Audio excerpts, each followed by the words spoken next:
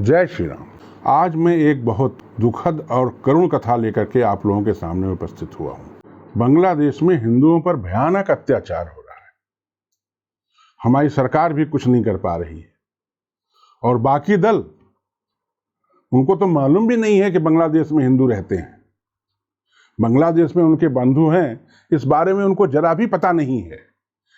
किसी भी दूसरे दल के बड़े नेता ने बांग्लादेश में हो रहे हिंदुओं के अत्याचार के खिलाफ एक शब्द नहीं कहा है।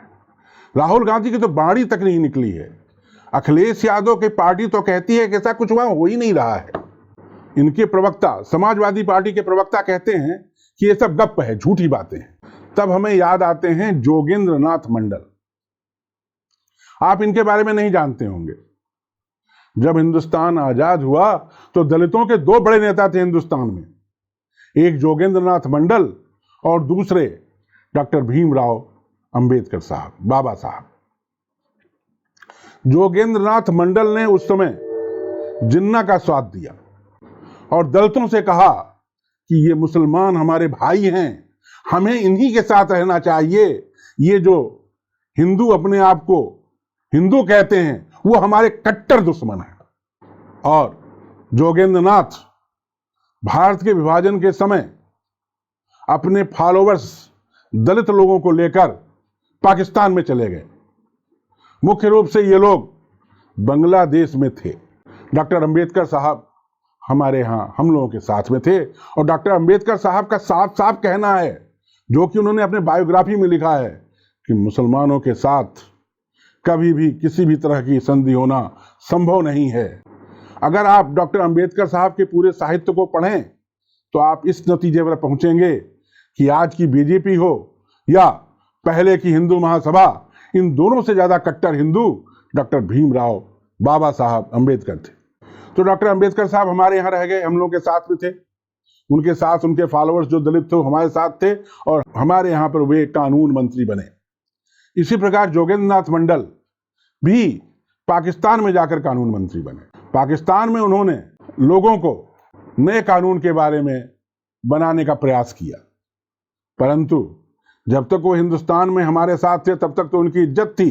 जैसे ही उन्होंने दलित भाइयों को बहकाकर इस्लाम से नजदीकी बनाने के साथ ही दलित भाइयों को फायदा दिखाते हुए पाकिस्तान के निर्माण में मोहम्मद अली जिन्ना के साथ चले गए, उस दिन से वहां पर उनकी इज्जत आधी से और आधी हो गई। आज बांग्लादेश में जो हिंदू आबादी पूर्वी पाकिस्तान के निर्माण के समय 50% से अधिक थी, वह आज 7% पर है। और जो आपदा इस समय बांग्लादेश पर आई हुई है, उनकी संख्या 7% से भी कम होने की स्थिति में है। आंखें नम हैं हमारी। हम हमारे मोदी जी, मुझे नहीं लग रहा है कि उनकी मदद करने की स्थिति में है। आज जब फिलिस्तीन पर अत्याचार होता है तो हमारे भारत में रैली निकाली जाती है, तोड़फोड़ हो जाती है, लेकिन आज कौन रैली निकाल रहा है, कौन क्या कर रहा है, आप सब समझ सकते हैं। यह मौका है संपूर्ण हिंदू कौम को जागृत होने के लिए। हम सदैव एक ही हैं, हमारे पूर्वज एक ही हैं, हमारा डीएनए एक ही है और हमारे विचार एक ही हैं। जब जब हम बटे हैं तब तब हम कटे हैं। हम हमेशा सर्वे भवन्तु सुखिनः की बात करते हैं। हम कभी किसी का बुरा नहीं चाहते। हम विश्व के कल्याण की कामना करते हैं। अपनी हर आराधना में हम प्राणियों में सद्भावना की बात करते हैं। हम चींटी से लेकर हाथी तक किसी से बैर नहीं करते। इसके बावजूद हमें जाति के नाम पर हमारे नेता हमें बांट बांट कर हमारा नुकसान कर रहे हैं और हमारी करनी का फल हमारे आने वाली संतानों को भुगतना होगा।